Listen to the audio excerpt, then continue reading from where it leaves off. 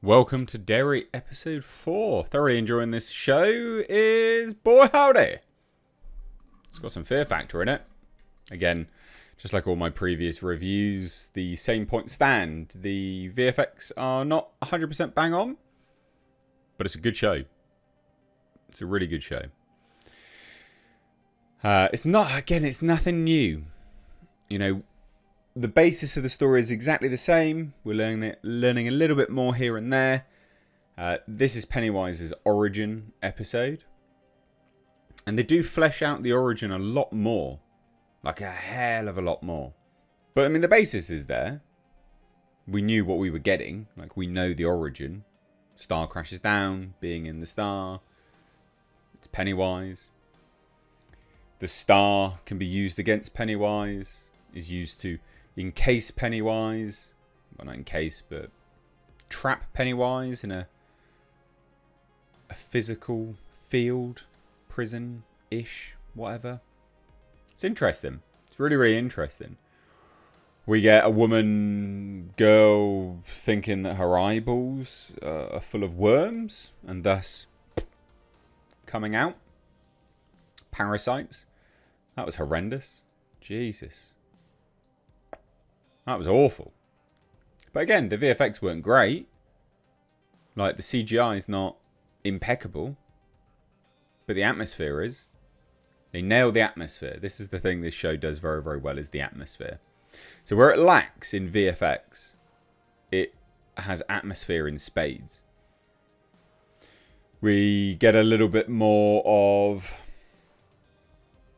Well, we get a sign of the times. So, you know, there's obviously the racial issues in the States, at the time that this is set.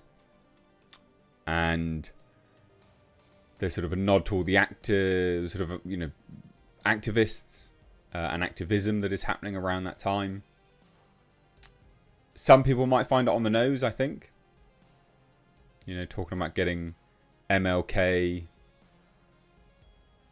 RFK, all bunch of K's down. Yeah, some people might find it a bit on the nose. Some people might find it a bit on the nose that the chap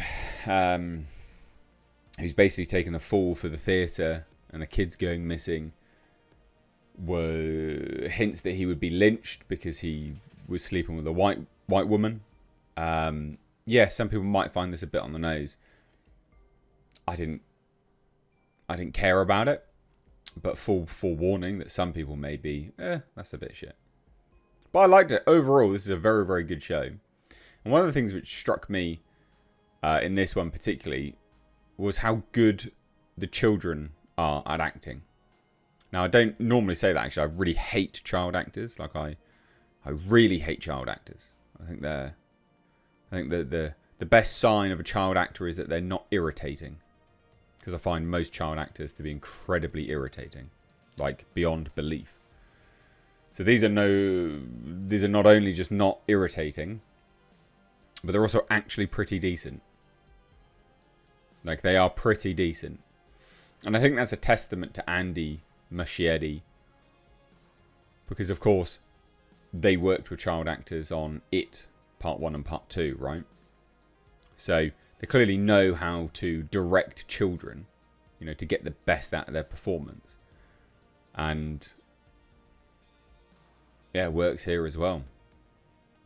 I did find it interesting that they're trying to drug themselves. The kids are trying to drug themselves so they don't fear things.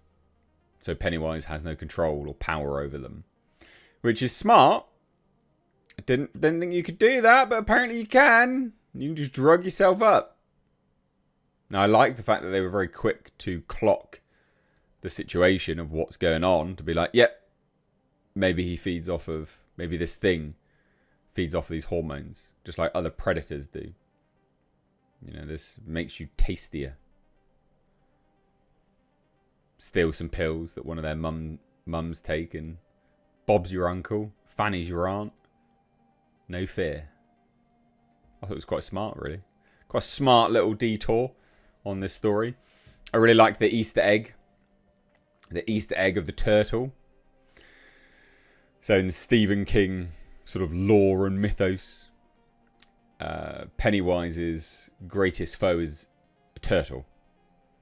Gigantic space turtle, basically. Now, we get the Easter egg because when we're learning about Pennywise's origin, we learn that the Native Americans of the area chopped down a whole bunch of these shards of the star that Pennywise came in and created a field. I say field. I mean, it's clearly creating a type of force field, right? They bury the shards in the ground in a circle, but it's a massive piece of land that they're encasing him in, a wood. And so there must be a type of force field there. It's stopping him from moving. But as they buried one of the shards, they put it in a turtle shell. And I was like, oh, that's a clever little nod there. That's a clever little nod. I like that. That's a good one. So the origin that we'd previously learned of Pennywise is the same origin. It is his origin. But they've just fleshed it out a little bit more.